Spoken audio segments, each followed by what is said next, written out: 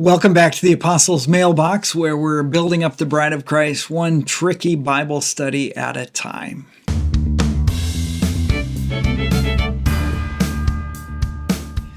Yes, I did say tricky Bible study because that's what's ahead of us today. We're back in John chapter 1, and we're going to have to sort through some questions of manuscript evidence and translation. I know it's a bit of a heady stuff, but the problem is that when translators, when people translate the Bible from what it was originally written in, which was Greek and Aramaic and Hebrew, what they're doing is they are bringing in, a lot of times they're outside context. And so Lisa and I watched a movie not too long ago called Guy Ritchie's The Covenant. And in it, the interpreter, at one point, he's basically told, hey, just be quiet and do your job. You're just getting paid to translate. And he says, no, I'm not getting paid to translate. I'm getting paid to interpret. And his meaning is that when people are saying things, there's a lot of other stuff going around. And to somebody who's native in a culture, they're aware of those other things. They might pick up on cues and on things, and they will get more meaning out of a certain set of words than just those words themselves. And so the interpreter says, no, what you want me to do is you want me to interpret. You want me to tell you everything that's going on. And in that case, it ends up saving their life. So it's a good thing the guy listened, right? And so you have this idea then that interpretation or that translation has this need for us to bring other ideas in to make things clear.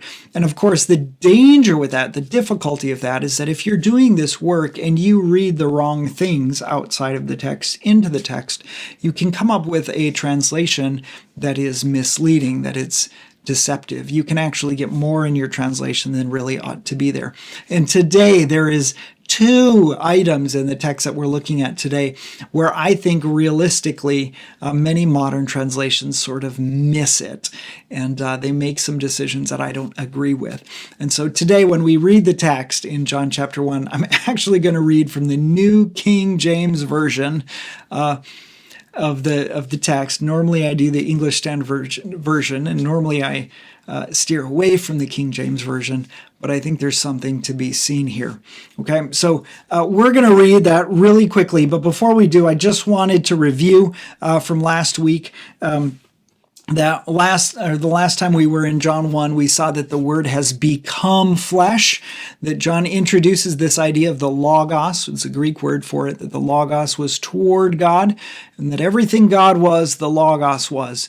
And then in verse 14, we started to look at this last time, we're told that the Logos became flesh. And I made a big deal because in John 1, John uses two different words, one for being, one that says it was, and one for becoming, the word that is agenita, became. Okay, and what happens is in John 1:14, we're told that the Logos that was has now become something. There is something new coming into existence. Okay, and so there's two really reasons that this is super important. One is that it's important for us to know that the Word didn't just appear to be flesh. Jesus did not just appear to be human, he was human. He suffered as a human, he lived as a human, he was subject to all our human limitations. He was indeed human. And John wants us to know that the Word that was existing in the beginning with the Father, towards the Father, that this Word now has become flesh. There's a new thing happening. Okay? And so it's legit, it's real. And in fact, whenever I serve communion, often I will draw a point from this. Jesus breaks the bread and he says, this is my body broken for you. He's not just going to pretend to suffer. He's actually going to suffer and die a human death. Right? So the Word now has become flesh.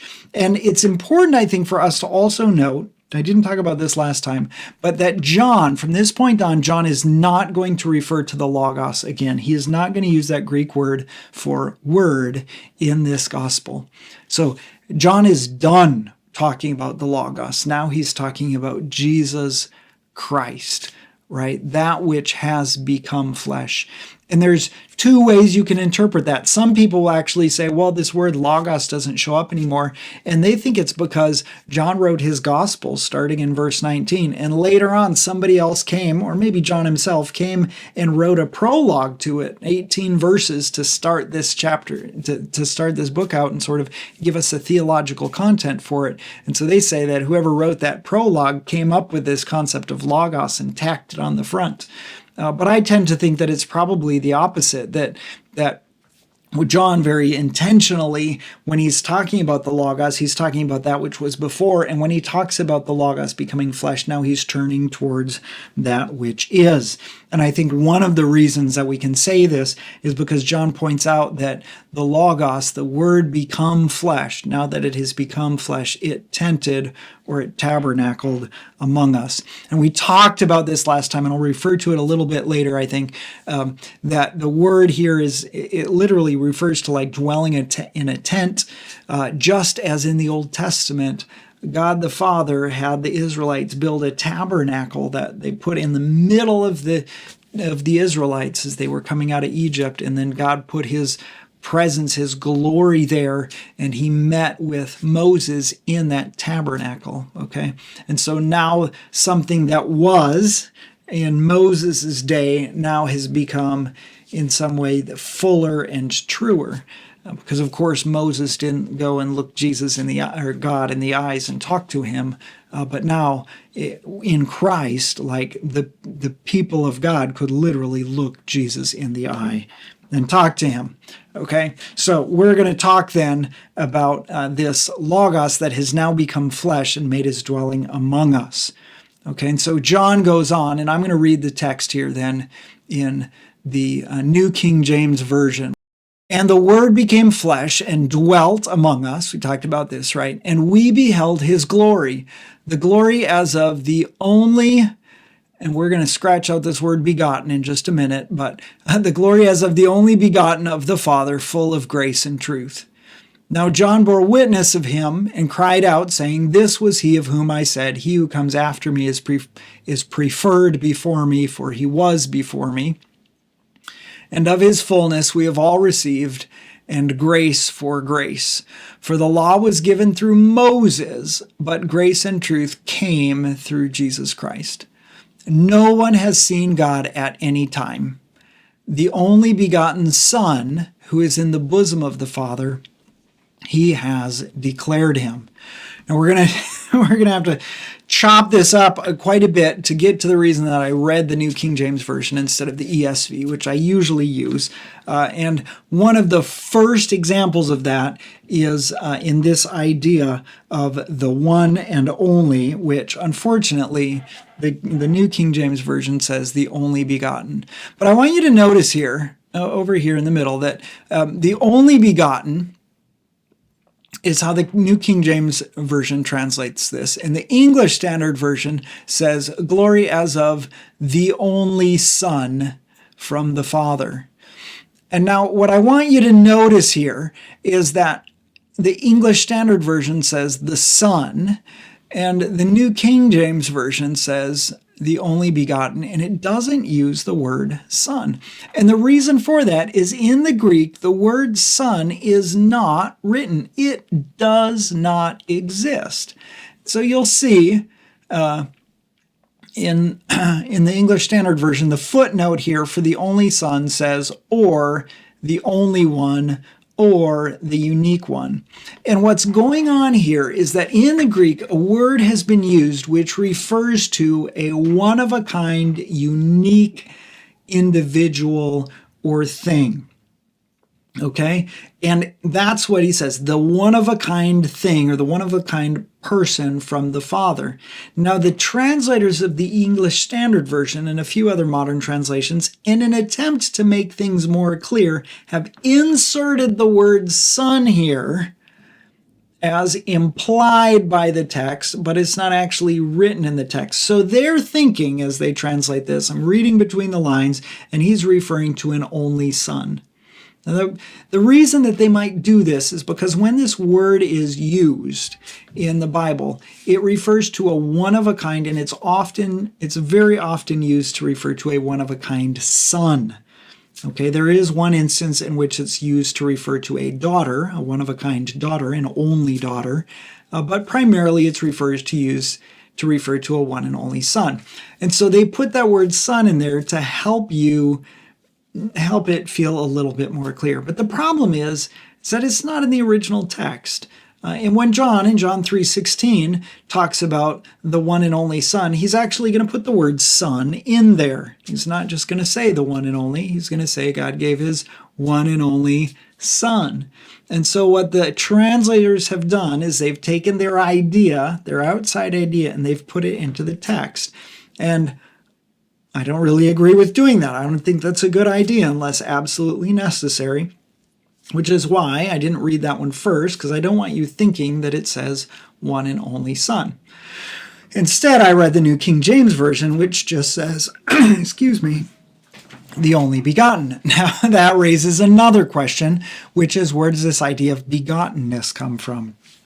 And unfortunately, the answer to that question lies in the Latin Vulgate. So when Jerome was translating the Latin Vulgate, he took this Greek word that usually refers to a one son, and the Greek word is very, very close to the Greek word that refers to an only begotten son. But it's not the same word. And so when Jerome translated the Vulgate, he translated only begotten, sort of inserting his idea of begottenness into there. And when he did that, then the tradition began of taking this Greek word as meaning only begotten, but it doesn't mean that.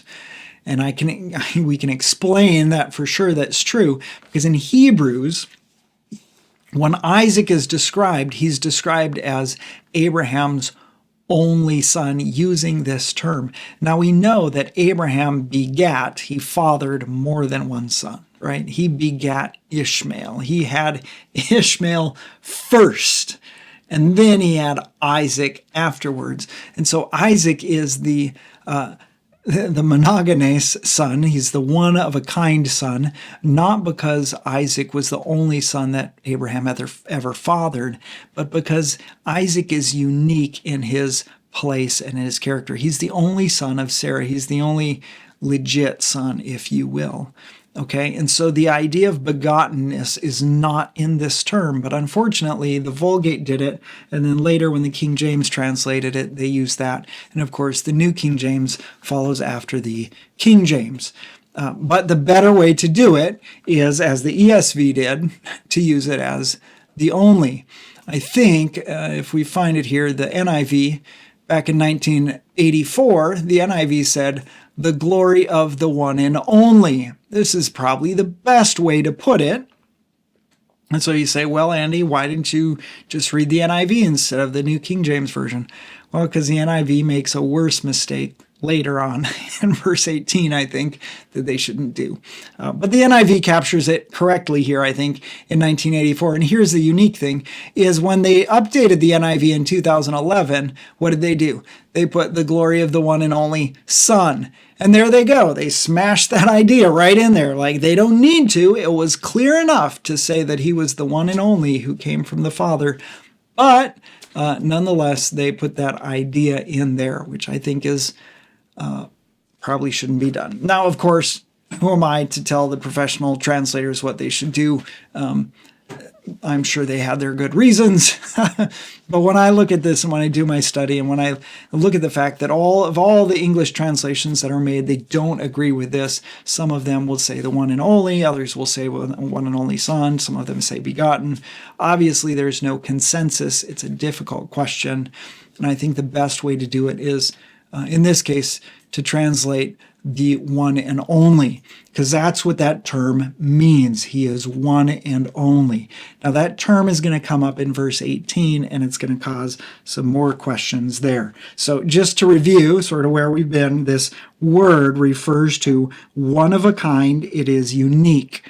if you have a King James or a New King James Version and you're reading and you see that term begotten, you should understand that that begotten idea is derived from the Latin Vulgate and is not the original Greek. It's not the best way to translate this. It should not be translated that way. And unfortunately, I think the church historically has had a lot of discussion over what it means that the Son was begotten of the Father, and really they shouldn't even really been having that debate to start with. So he is the one and only from the Father. Okay. We talked about how the King James in some way is more accurate because it doesn't paste in the word Son like the ESV does. And in the NASB, if you have the NASB, you'll notice that the most recent revision of the NASB puts the word Son in there, but when they do that, they put it in italics. And again, as I've pointed out before, if you read the NASB, you should understand that words in italics are not there for emphasis. It's there to indicate that that word isn't in the original text. It's just sort of implied. And so the translators stuck that word in for the sake of clarity. So that's how the NASB did it. Okay? So I want you to just remember that the Word then became flesh, and he made his dwelling of his dwelling among us, and then we saw his glory, which is glory unique to the Word. It is the glory of the one and only. He is one of a kind. So it's not like multiple words came into existence or came into the flesh, but there is one unique something, we'll just leave it at something for now, from the Father, full of grace and truth. Okay? Now, we're going to talk about this idea of being full of grace and truth because I think it's quite interesting and it's quite significant. Okay? And I think it's significant because I believe this is another reference to Moses. And we've been talking about Moses in verse 1 when we talked about how Moses was the one toward God in Exodus 18:19, the one pros ton theon in Greek. And then John says that Jesus was pros ton theon from the very beginning. Okay, and so there's this echo of what Moses was, Jesus was.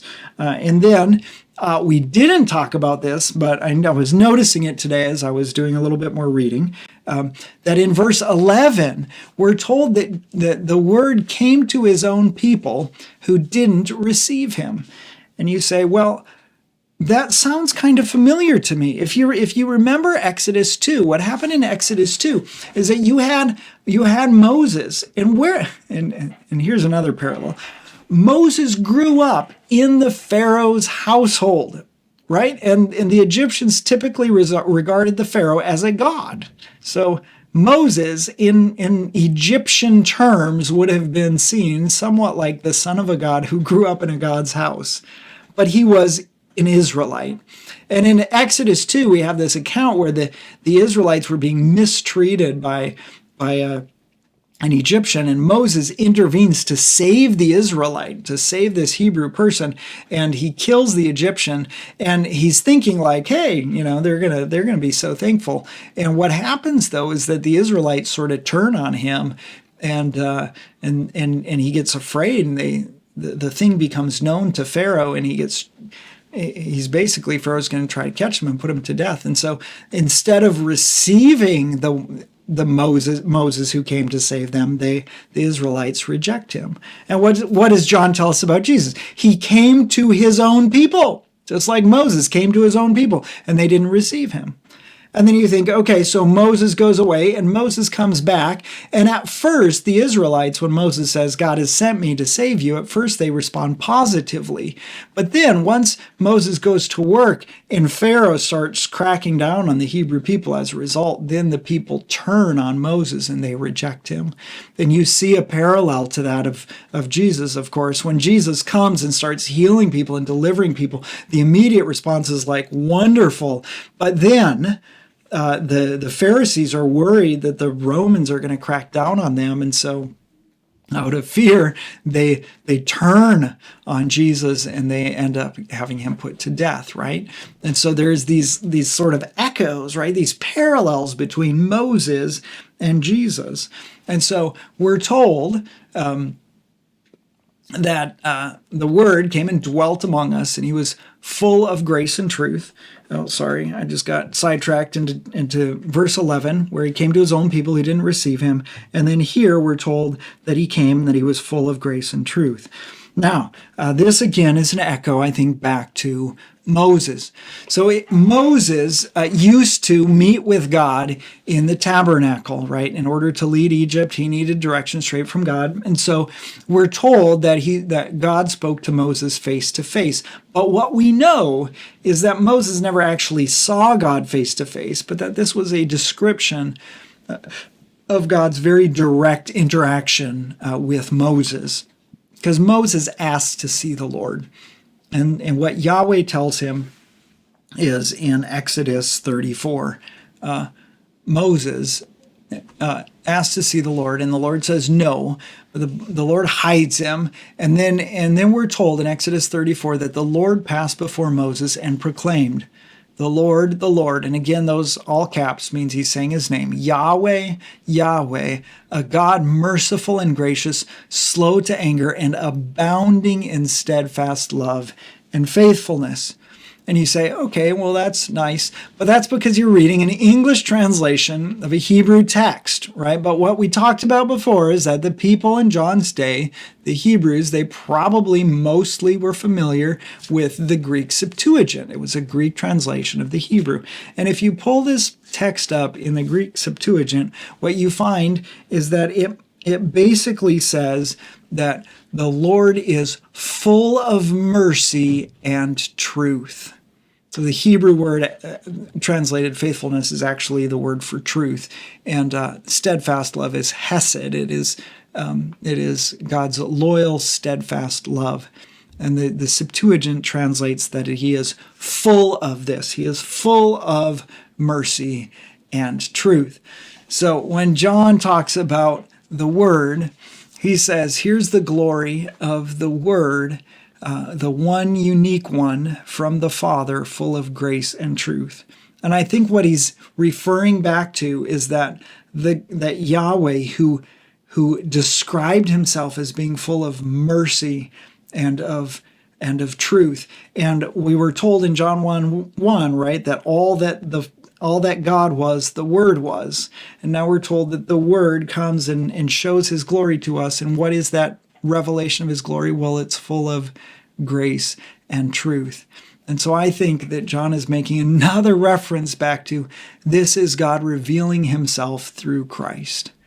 Okay, we're going to skip over verse 15 here, where John bears witness about the Word and cries out, this is he of whom I said, he who comes after me ranks before me because he was before me. Because that is like a whole episode on itself. And we're going to see that one in its context in John 1:30. So later on, John is going to tell the story of when John said this, and we're going to deal with that quotation then. What I think John is doing is, again, he's reiterating that the Word came first, that the Word is pre-existing. He was before him. And then John tells us that from his fullness, we have all received grace upon grace. Okay? And then notice this, verse 17, for the law was given through Moses, grace and truth came through Jesus Christ. So we have this repeated idea. We have grace upon grace from Jesus. We have the glory of the Word being the one and only from the Father. It's full of grace and truth. And then he tells us grace and truth came through Jesus. And right now in verse 17, John is painting a contrast between, of course, Moses and Jesus. And so what came first? The law was given through Moses. Grace and truth came through Jesus Christ. Right? So when God gave Moses the law, he was revealing something about himself and his character and how he expected Israel to live. But we know that Israel never got it right. They knew what was right, but they couldn't do it. They couldn't live it out. They couldn't put it into practice. And so Moses revealed God, but he didn't get us to him. And now John is telling us, look, the law came through Moses, which all of the Jews would have loved and appreciated. They believed that it was an act of God's love and truth and grace to them.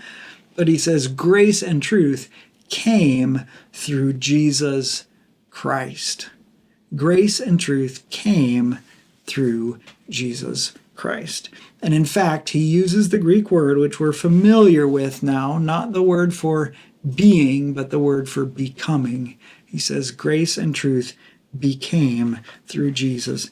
And I think that this is the fundamental truth that John is driving at here, when he is saying that the Word, which was and was with God, that the Word became flesh, and that grace, this undeserved love of God and truth, they became in their fullness in Jesus Christ. Right? So it was only through Jesus Christ that we finally received the fullness of God's grace and mercy to us. That which was distant and unattainable in some regards or incomplete has now come to its fullness and to its full manifestation through Jesus Christ. John wants us to know he wants his readers to know as highly as they regarded Moses as the one who represented God and who brought God's truth to them. He's saying there is someone who was prior to Moses, and we'll see this later in John, right? The exact time that Jesus said this, but prior to Moses, there was someone else that was proston theon, who was towards God and was with God and perfectly represented God, and that someone, that Word, became human and lived with us, and we got to see him and touch him. And so it's like truth and grace, they became tangible reality. And that idea of tangible reality then spills out into verse 18. No one has ever seen God. The only God, or as the King James puts it, I want to read this, the only begotten Son, who is in the bosom of the Father, he has declared him. The only God who is at the Father's side, the ESV says, he has made him known. And what's happening here is that John is now making this further explanation that when the law was there, the law didn't enable the Jews to fully know the Father, but through Jesus, the grace and truth that define the Father were brought into being, and we finally got to see him. Now the question then becomes, which I've been sort of sidling up to and I haven't quite got to it yet, is this question of verse 18. How do we translate verse 18? And the reason is this. There are some manuscripts. We have many manuscripts of John chapter 1, and there are many of them that here in verse 18 they say, the one-of-a-kind God. And then there are many manuscripts that say the one-of-a-kind Son. And so the question is, should we translate here which one was the original, which one came first? And people disagree on how to do that. So the King James Version says the only begotten Son, and the New King James with it. The ESV says the only God. The NIV says the one and only Son, and then they say who is himself God. So they try to cheat and use both of them, which isn't sustainable. The CSB, the Christian Standard Bible, says the one and only Son, and then they say who is himself God. So they try to stick them both in there. The New English translation says the only one, himself God. So they translate it that way, and so on and so forth. Okay? And so the question is, which of these is right? And to answer that question, we come back again, I think, to where we started, which is that when you interpret something, often you read between the lines and you bring your own stuff in with you. And so we got to kind of tread carefully here. Okay? When we look at this evidence, we have some manuscripts that talk about it, that have this written as it being the one and only God. And we have a bunch of other manuscripts that would have it say the one and only Son. Now, some of the oldest ones we have say God, but they seem to be restricted more to one family, one grouping of manuscripts that are related to each other. The other difficulty is that the word God is not written out full hand. It's 2 letters. It's an abbreviation for the word God that was fairly common back then. Rather than writing out God's whole name, because it was a sacred name, you would abbreviate it. And the abbreviation for God and the abbreviation for Son are very, very, very close together. And if they'd just written out the whole word, maybe we wouldn't have as much confusion. So we've got it complicated by the fact that you've got people abbreviating the significant word and that the manuscript evidence is split. Now, when translators run into a problem like this, there's some theories that they have about which one is more likely to be reliable. And one of those theories says that you should prefer the more difficult reading. In other words, they say you should assume the manuscript that makes less sense is the right one. And you hear that and you go, well, that's dumb. Why wouldn't you take the manuscript that makes more sense? And the reasoning is they assume that if there was a scribe making a copy and he came upon something that seemed confusing or wrong, and he thought he knew what it meant, that he might fix it, himself and put the right word in, and then it would make more sense. And so their thinking is it would make more sense to take a hard to understand text and fix it into something that wasn't original, but that seemed to make more sense.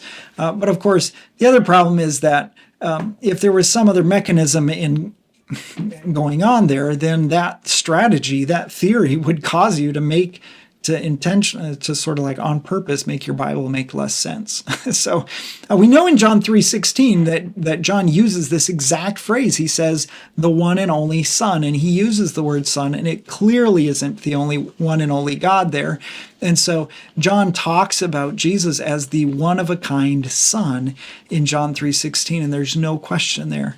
And so I tend to look at this and I would say, well, maybe John was just actually consistent. And he called him the one and only Son here in chapter 1. And he called him the one and only Son later in chapter 3. And he called himself, of course, just the one and only in verse 14. And so some people would look at this and say, well, let's just assume that John isn't calling Jesus by a bunch of very similar and contradictory things. Let's just assume he's consistent. And if it clearly means Son in John 3:16, then maybe we should assume that it said Son here. There's another factor going on here, which is that cultures have sort of figures of speech that they use. And one Semitic or Hebrew Israelite idiom uses this phrase of being in the bosom of someone as like being in the closest possible relationship with them. And that's the phrase that's used here. It says the one and only Son or God, depending on what you decide there, is in the bosom of the Father. And so he's saying it's the closest possible relationship. And if you're talking about a relationship and one being in the bosom of the other, and the one term is Father, then you would expect that the matching term would be the Son is in the bosom of the Father. It seems really odd to say that God is in the bosom of the Father. It just doesn't seem to fit that idiom. But furthermore, and I think this is probably the bigger one, is the implications of this idea of saying Son versus God. And here's what I mean by that. So let's imagine that you want to translate this as Son. Then here's what John 1:18 would say. It would say, no one has ever seen God. Check. No question about that. It's easy for us to establish. Exodus tells us that you can't see God without dying. So to say no one has ever seen God, that makes perfect sense. And then you would read, the one unique Son who is at the Father's side, he has explained the God to us, right? So what you're saying is nobody actually saw God except for the Son who is with God has explained him to us. And that makes absolute perfect logical sense, right? And you might even look at this and say, well, and look, the Word in the beginning, the Word wasn't flesh. So in John 1:1, when the Word is with God and what God is, the Word is, then you don't have this problem with a human being seeing God because the Word is not flesh at that time. And then in verse 14, when we're told the Word became flesh, and later on in John 14, when Jesus says to his followers, he says, if you've seen me, you've seen the Father. He's not saying you actually looked at God with your eyes. He's saying everything about me is a direct revelation of who God is. As Hebrews 1 says, he is the exact representation of his being, right? He's the image of the invisible God. You can't see God, but you could see Jesus, and Jesus perfectly reflects Christ. Okay, so all of that fits together quite nicely. But if you translate this, that he's the one and only God, then that has some implications. Well, on the first hand, you might say, well, it's handy to do that, because if you do that, then you can use this verse to support your belief in the Trinity, that Jesus is fully God, because then it would just flat out say that Jesus is the one and only God. And it seems rather convenient if you're defending the Trinity to do that, but I don't think that's actually a good idea. I think it causes really big problems, because then what the verse says is this: no one has ever seen God, but the one and only God has made, who is at the Father's side, he has made him known. And what that means is you're saying no one has ever seen God, but wait, on the other hand, the one and only God, which a lot of you guys have seen, his name is Jesus, and we just told you that we saw him, he has made the Father known. And so John seems to be contradicting himself. He says no one has ever seen God, but then in the very next phrase, he says the only God has made the Father known. And there's a further problem, right? Remember, the term we talked about, monogenes, is that it refers to a unique, one-of-a-kind thing, that there is nothing else in that same category.